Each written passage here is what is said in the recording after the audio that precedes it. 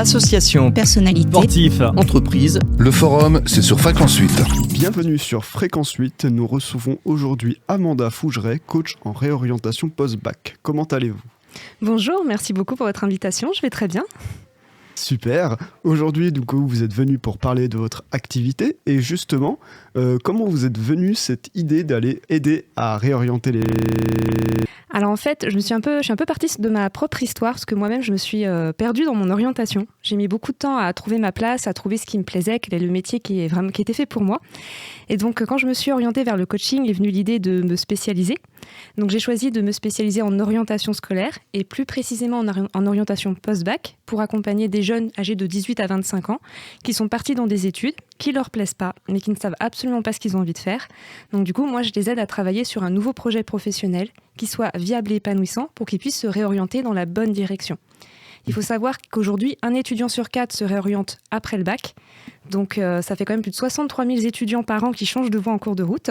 Et il faut savoir que dans les 2/3 des cas, ces étudiants se réorientent par défaut, c'est-à-dire qu'ils se réorientent en ne sachant toujours pas ce qu'ils ont envie de faire.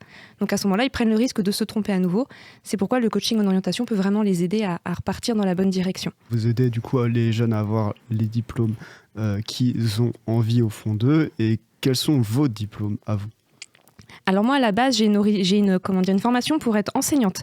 J'ai fait une licence de lettres modernes, option sciences de l'éducation. Et ensuite, je suis partie, comme je vous ai dit, j'ai changé de direction. Je suis partie un petit peu, comme j'étais pas sûre de me sentir bien dans l'enseignement, dans l'éducation nationale, j'ai un petit peu cherché ma voie. Donc je me suis réorientée en master Infocom pour me laisser du temps pour réfléchir. Et après, je me suis orientée vers une prépa concours pour tenter les concours de l'administration. J'ai travaillé 10 ans dans l'administration et j'ai notamment fait de la formation pour adultes. J'ai accompagné des personnes qu'on avait embauchées, je les ai formées, je les ai tutorées. Pendant mes études, j'ai aussi fait donner des cours particuliers à des jeunes de la 6e au bac de français. Je faisais beaucoup d'accompagnement au bac de français notamment. Et c'est sur ce projet, justement, cette expérience professionnelle qui m'a beaucoup plu, que j'ai décidé de partir dans l'accompagnement. Et donc, je me suis formée au coaching. J'ai passé un diplôme, donc je suis diplômée de coach professionnel depuis 2020. Et suite à ça, je me suis spécialisée en orientation. D'accord. Et vous effectuez justement la réorientation depuis combien de temps ? Alors moi, je me suis lancée officiellement fin 2022. D'accord. Donc là, je suis à temps plein sur mon activité. Donc j'accompagne des étudiants qui vraiment sont souvent des étudiants qui sont perdus dans leurs études. Donc c'est majoritairement des jeunes qui sont encore dans le cursus scolaire, mais qui veulent se réorienter. Donc ça fait quasiment déjà 2 ans. C'est ça, tout à fait. C'est vrai que ça passe vite. Et vous les accompagnez pendant combien de temps, ces jeunes ? Alors en général, les accompagnements durent 3 mois. Donc j'ai 2 formules d'accompagnement. Il y a un accompagnement qui est plutôt mode coaching de groupe, donc autour d'une communauté d'étudiants où ils peuvent travailler ensemble et on construit leur projet professionnel. Je propose aussi du coaching individuel pour ceux qui préfèrent et qui se sentent plus à l'aise quand on est une personne face à face. Et l'accompagnement dure 3 mois, puisqu'il faut d'abord prendre le temps d'apprendre à se connaître, explorer les métiers, construire un projet, et ça prend du temps. Donc on part vraiment sur 3 mois, le temps qu'ils aient le temps de passer par toutes les étapes. Et les jeunes, vous les rencontrez en réel ou ça peut être aussi par Internet, webcam ? Alors en fait, les accompagnements peuvent se faire en distanciel ou en présentiel. Donc l'accompagnement coaching de groupe se fait majoritairement en distanciel, puisque j'ai une communauté sur Internet. Ça me permet d'enregistrer aussi les coachings de groupe. Comme ça, ils ont les replays aussi qu'ils peuvent revisionner quand ils ont besoin de revoir un point qu'on a travaillé ensemble. Et pour l'individuel, je propose 2 formules, soit en distanciel, soit en présentiel. Donc moi, je suis présente sur la commune de Montfort-sur-Meux, BD ou Montauban. D'accord. Et comment vous faites pour rassurer les jeunes ou les parents qui peuvent être stressés et se poser des questions sur justement leur avenir ? Alors, ce qu'il faut savoir, c'est que l'orientation, c'est pas un choix pour toute la vie. Ça, j'aime bien le rappeler. C'est quand on choisit un métier lors de son coaching en orientation, c'est juste comment je vais faire mes premiers pas dans la vie active. Aujourd'hui, les carrières sont de moins en moins linéaires. On change de plus en plus de métiers. Le marché du travail fonctionne en ce sens et même les envies personnelles des gens évoluent au cours de leur carrière. Donc, on choisit pas un seul métier. Donc, ça permet d'enlever la pression. C'est-à-dire que même si un jeune part dans la mauvaise direction au départ, c'est jamais définitif. C'est pour ça que le coaching en orientation peut être vraiment une aide pour pouvoir les orienter, les aider à mieux se connaître pour qu'ils puissent choisir la meilleure direction. Mais l'idée, c'est vraiment de choisir le premier projet professionnel avec lequel ils vont démarrer dans la vie active. Donc ça permet d'enlever une sacrée pression puisqu'on ne fait pas un choix jusqu'à sa retraite. Oui, le choix n'est jamais définitif. On a toujours des moyens de se réorienter. Tout à fait. On va faire une petite pause musicale en s'écoutant Dépassé par Nuit Incolore. Et on se retrouve juste après avec Amanda Fougeret pour continuer de parler de l'activité de coach en réorientation post-bac. A tout de suite sur Fréquence 8. Toujours en direct sur Fréquence 8, on vient de s'écouter Dépassé par Nuit Incolore. Nous sommes toujours avec Amanda Fougeret, coach en réorientation post-bac. Et je voulais vous demander comment se déroule une réorientation étape par étape. Alors, dans mes accompagnements, moi, je propose une réorientation en 5 étapes. Donc, la première étape, c'est toujours de partir de soi. Donc, moi, j'accompagne les jeunes pour leur transmettre des méthodes pour qu'ils puissent mieux se connaître. Donc, on fait un point sur leur centre d'intérêt. On va également faire un point sur quelles sont leurs forces, leurs talents, parce que c'est important d'exercer un métier où on peut vraiment mettre en avant ses talents. On va travailler également sur quelles sont leurs valeurs pour qu'ils puissent choisir une voie qui soit alignée avec qui ils sont et qui fasse sens. Et puis, on va travailler également sur la notion de contribution, puisque quand on choisit un métier, on choisit directement ou indirectement la façon dont on va contribuer. Et donc, c'est une porte d'entrée qui est super intéressante, surtout pour des jeunes qui ont besoin de sens dans leur futur métier. Donc ça, c'est la première étape. On est vraiment sur la partie introspection, connaissance de soi. Ensuite, je propose une deuxième étape qui, pour moi, est fondamentale et souvent oubliée dans les accompagnements, c'est définir le mode de vie qui nous fait rêver. En gros, qu'est-ce que j'ai envie de construire comme avenir, puisque un métier, l'idéal, c'est de choisir un métier qui soit au service de sa vie, plutôt que de mettre sa vie au service d'un métier. Donc moi, j'ai plutôt cette approche-là. Donc j'amène les jeunes à se questionner sur quels sont les critères de leur vie idéale pour qu'ils puissent choisir un métier qui soit en cohérence avec la vie qu'ils ont envie de construire. Donc ça, c'est la deuxième étape. Ensuite, une fois qu'on a fait tout ce travail-là, ça permet de définir des premières pistes professionnelles. Et c'est là qu'on va attaquer la partie que j'appelle exploration. Donc on va aller explorer les métiers qui pourraient être en adéquation avec leur personnalité, leur talent et le mode de vie qu'ils ont envie de se construire. Donc ça, c'est la troisième étape. Et une fois qu'on a fait ce travail-là, on va passer en mode projet. J'ai un métier, j'ai un rêve, j'ai une idée. Comment je le transforme en projet professionnel qui soit à la fois viable et épanouissant.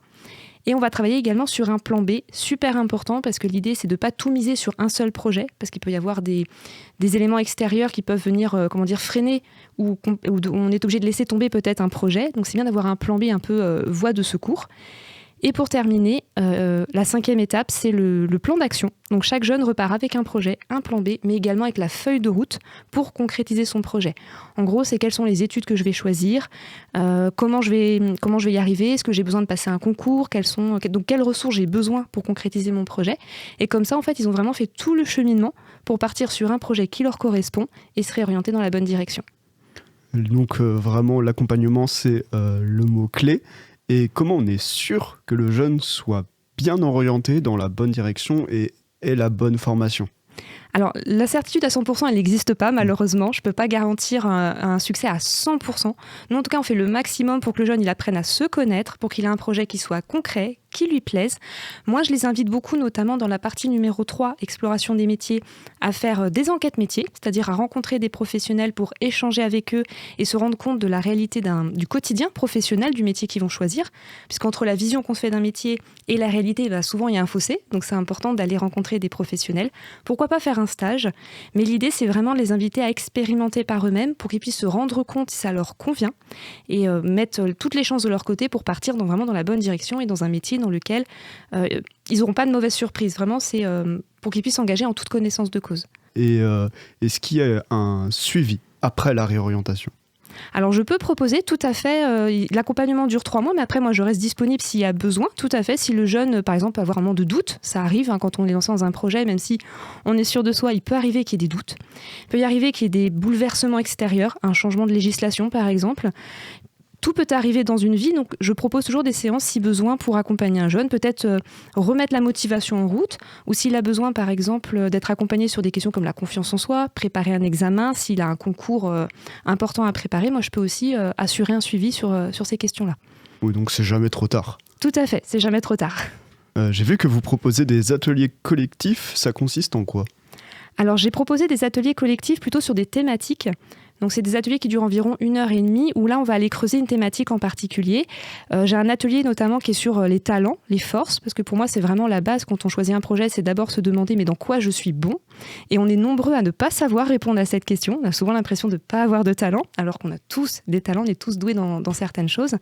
Et cet atelier, c'est pour ça que cet atelier me tient beaucoup à cœur, il est super intéressant à animer. Mais je peux aussi animer des ateliers sur découvrir quelles sont mes valeurs pour choisir un projet qui a du sens. Des ateliers sur la question de la contribution. En fait, ça va être vraiment sur des thématiques précises pour soit s'adapter à des jeunes qui voudraient vraiment apprendre à se connaître, ou ça peut mettre aussi un pied à l'étrier pour tester un petit peu l'accompagnement et voir s'il y a besoin d'aller plus loin. Et ces ateliers se font avec plusieurs jeunes ? Tout à fait. Alors les ateliers peuvent se faire soit à distance, donc j'anime aussi des ateliers en ligne, en général c'est des groupes de 10 jeunes, j'aime bien entre 5 et 10 jeunes, histoire que je puisse les accompagner aussi individuellement, et puis qu'ils puissent se sentir à l'aise aussi, puisqu'il y a des jeunes qui sont plus ou moins timides. Donc moi, des groupes de 5-10 personnes, je trouve ça très, très intéressant. Mais je peux aussi les faire en présentiel, donc soit dans des écoles, par exemple, ou dans des lieux qui sont dédiés à la jeunesse.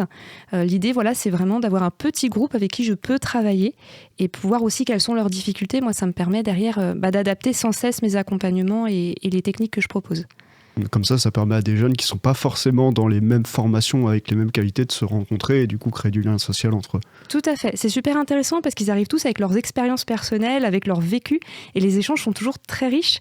Et puis l'avantage, c'est qu'ils peuvent s'entraider derrière. C'est ça aussi. Moi, le but, c'est de créer vraiment un mouvement où ils apprennent à partager, à s'exprimer en public. Ça, c'est important parce que c'est une compétence dont on a beaucoup besoin aujourd'hui. Donc, ça leur permet de développer des compétences sociales, vraiment qui sont importantes. Et ça donne toujours des échanges très intéressants. J'imagine bien.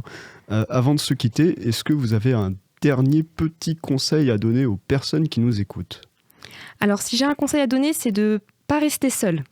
De ne pas rester seul quand on est complètement perdu. Il ne faut pas hésiter à en parler. Moi, l'erreur que j'ai faite quand j'ai été perdue dans mes études, c'est de le dire à personne, en fait. Je n'osais pas en parler parce que j'avais un petit peu honte. J'avais l'impression que ce n'était pas normal. J'avais l'impression que tout le monde savait autour de moi ce qu'il voulait faire, sauf moi. Donc j'étais très complexée par ça, donc il ne faut pas hésiter à en parler. Et je voudrais ajouter aussi aux parents qu'il ne faut pas paniquer. Les jeunes, ils ont du temps pour trouver leur voie, rien n'est définitif. Et si le sujet est devenu vraiment conflictuel à la maison, parce que ça arrive que malheureusement soit difficile d'en parler, ne pas hésiter à faire un appel à un professionnel. Et si quelqu'un est intéressé justement, comment peut-il vous contacter ? Alors, j'ai mon site internet, amandafougeret.com, donc on peut m'envoyer un message. On peut aussi me contacter via mon adresse email, contact@amandafougeret.fr. Sinon, je suis aussi présente sur LinkedIn ou sur Instagram, donc en message privé aussi, on peut me contacter directement. Merci Amanda Fougeret, c'était un plaisir de vous recevoir. Et moi, je vous souhaite une bonne journée sur Fréquence 8. Association, personnalité, sportif, entreprise. Le forum, c'est sur Fréquence 8.